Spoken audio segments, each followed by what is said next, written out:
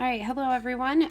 Today we're going to be working with rotation. So this is the third of our 4 transformations.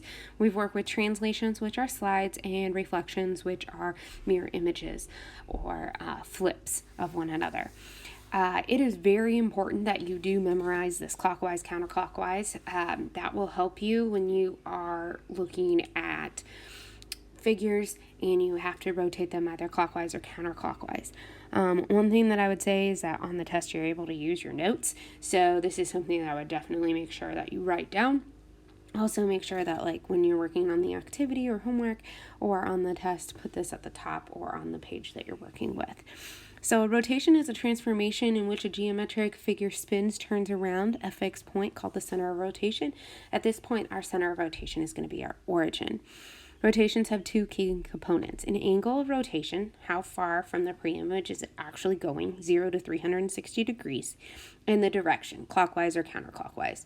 So clockwise means that it's going from the right. So from the 12 on the hour hand all the way down to the 6 back to the 12.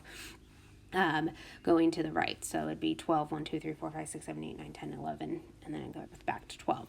When we are going counterclockwise, it is going 12, 11, 10, 9, 8, 7, 6, 5, 4, 3, 2, 1, 12. Below are some key information that you want to make sure that you remember and know for this. The first thing is that rotations do not change size and do not change shape. What they do change is the direction in which they are pointing. Then the other thing that I want you to remember is that they do not slide and they do not flip. So they will not be flipping and changing the size. It won't be changing the shape. It won't be moving left, right. It'll literally be rotating. So the top will become the bottom and then flip around and become a circle. All right, so for our first example here, in each of these cases, determine if figure 2 is a 90-degree clockwise rotation. So if we are starting right here with pre-image number 1, if we are going clockwise, that means we are going this direction. So if we were to go this direction, it would mean that this top part that is curved inward would have to be on the bottom, and it is not. So this is not a rotation of 90 degrees clockwise. Now, it didn't say that you need to state what actually did happen, so we don't have to worry about that. Our next one here, this point is going down to this point here, and then this point here is coming over here. So what it did do is it moved from basically, if this is 12 o'clock, it moved to the 3 o'clock hour. So when we look at that, that is a 90-degree rotation clockwise.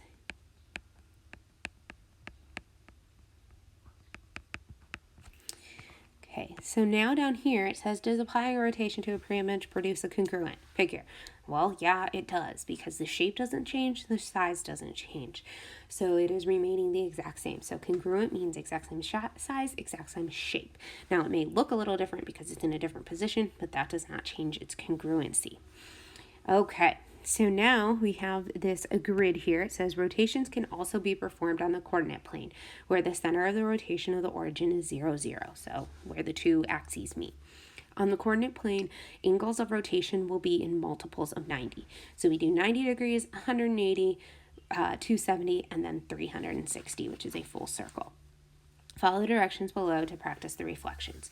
So the first thing says, 1, plot the point 1, 3. This is the pre-image. So 1, 3, remember that means we go to the right 1 and up 3. So I'm going to call this pre-image and I'm going to number it number 1. Okay. Now, what I advise for you to do is if you need to, you can go ahead and copy and paste that information from the top of the page where it says the clockwise rotations and what happens with the ordered pairs. So when we look at a 90-degree clockwise rotation, that means that instead of having x, y, our x and y are going to switch places and the y becomes the opposite sign. For instance, in this case, we had 1, 3. So to rotate it counterclockwise, we need to switch them. So it becomes 3, 1, and the 3 becomes the opposite value.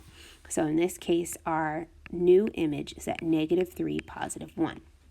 So when we are moving down here, we are going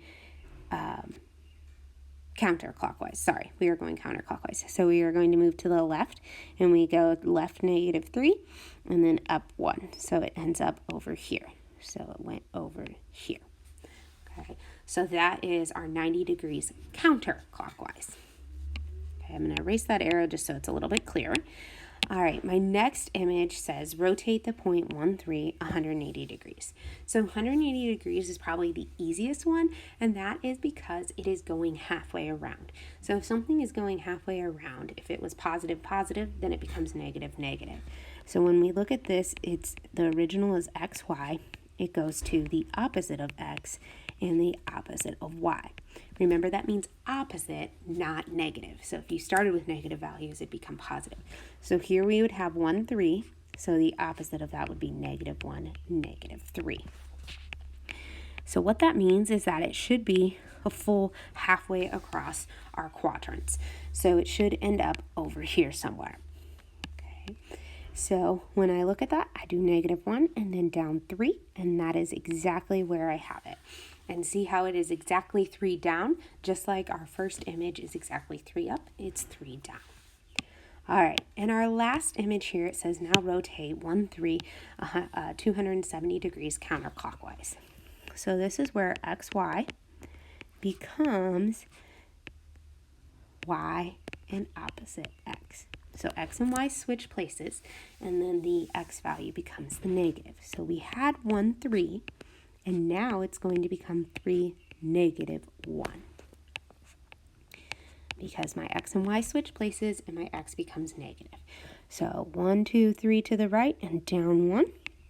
If we look at that, 90 degrees counterclockwise and 270 degrees counterclockwise are opposites. They are exactly the same distance apart there, just like 1 and 3, because they're 180 degrees up their rotations. Okay. So what is another way to describe 270 degrees counterclockwise?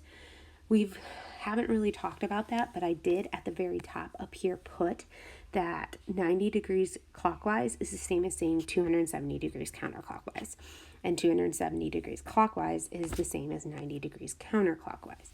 So since we are talking about 270 degrees counterclockwise, then another way to describe that would be 90 degrees clockwise. So instead of going 3/4 of the way around counterclockwise, I'm only going 1/4 way of the round clockwise. All right, so why is it not necessary to indicate the direction of a rotation measuring 180 degrees? The reason for that is because 180 degrees is exactly the opposite. So it is going halfway around. So if it starts on the right, it ends up on the left. If it starts in the first quadrant, it ends up in the third quadrant. If it starts in the second quadrant, it ends up in the fourth, and so on. So it is always halfway around. Okay, so now here we go. We have example number 2. Here we have a triangle, and we are going to plot the points of the given coordinates. So letter A is at -4, so left 4, up 1. Letter B is at -1, 6, so left 1 and up 6. And then letter C is at -1, positive 1, right here. So I'm going to connect those with straight lines so that I have a straight image to work with here. So what I'm going to do is I'm going to rotate this 90 degrees clockwise. So 90 degrees clockwise means that I am moving this over here into this quadrant. So that means 1/4 of the way. So just 1 quadrant over. What that means is that B is going to end up down here somewhere. A is going to be up in the air, and C is going to be here. Because what it does is it slides and flips at the same time by moving it. Now I'm going to erase that just so I can see those. Whenever we do 90 degrees clockwise, we have our x, y, and it goes to y -x. Okay. Now personally for me, I can visualize taking this and moving it over here. I can see that. Okay. Sorry, it didn't stay. But when I move it over here, this is what I'm looking at. Okay. So I can visualize that. It is easy for me to see that. but for you, maybe a little bit more difficult. So that is why I always tell you to do this part using the ordered pairs first, then plot them. So if we had the ordered pair -4, +1, we are going to switch those for A. So we had -4, +1. We are going to switch them to 1, -4. But remember, the X value becomes the opposite. So I'm going to delete that negative. So I now have the ordered pair 1, +4. I'm going to do the same thing for B, -1, 6. I'm going to switch them. So it becomes 6, -1. And remember, the X becomes the opposite value. So I erase that negative. So I have 6, 1. And then my last one, letter C here, is going to be -1, +1. So now when I switch it, it becomes 1, -1. But remember, my X becomes the opposite. So I take away that negative. So it is at 1, 1. All right. So I'm going to graph those points. 1 and then up 4 is going to be right here, letter A. Letter B is at 6, +1. Oops, these are prime. And then C prime is going to be at 1, 1. And if you remember back to my pre-image when I rotated it 90 degrees just by moving it with my lasso tool, that is the exact same image that I ended up getting. Okay. Now, here on example number 3, I'm going to graph these ordered pairs first. So 1, 2, 4, 4. C is 4, 6. Sorry. And 1, 6. So this is my shape. We said it was a trapezoid, which means it's 4-sided. One set of them sides are parallel, which AD and BC are parallel. DC and AB are not. They can be sometimes, but they are not in this case. We are going to rotate it 180 degrees. So whenever you rotate something 180 degrees, all that happens is your X and Y values become the opposite. That means that this is going to end up down here. It doesn't matter if we go clockwise or counterclockwise because either way, it's going to get us halfway across the graph. All right, so I'm going to look at letter A. I have 1, 2, so my opposites are going to be -1, -2. My B's are 4, 4, so I'm going to have -4, -4. C is 4, 6, so I'll be -4, -6. And D will be -1, -6. So I'm going to graph those ordered pairs right now. -1, -2 is right here. This is A prime. Letter B is -4, -4. Letter C is -4, -6. And D prime is going to be at -1, -6. And then I'm going to connect it. And I'm going to show you with that lasso tool again how this works. So if I take this image, there we go. If I take this image, this is going to be my 1, that's my 90-degree rotation. And then here is my 180-degree rotation. They are the exact same image. Whoops. There we go. I'm trying to get it back to exactly where it was. There we go. All right. Then down here, we have, in each case, determine the transformation that has happened from figure 1 to figure 2. So remember, we're only going to be working with 3 types of transformations. We have a translation, which means it slides, a reflection, which means it's a mirror image, and a rotation, which means that it is changing its orientation around the origin. Okay, so if we are looking at this shape right here, I'm going to go ahead and outline it, and I'm going to lasso it. So if I went over here, it'd be here. And then if I went over here, it would be over here. So it is the exact same pre-image, exact same size, exact same shape. And so since it's the exact same size and exact same shape, I know that it is definitely one of those 3 transformations. I know that it is a rotation because the top which is right here, is now over here. So it is in the opposite direction.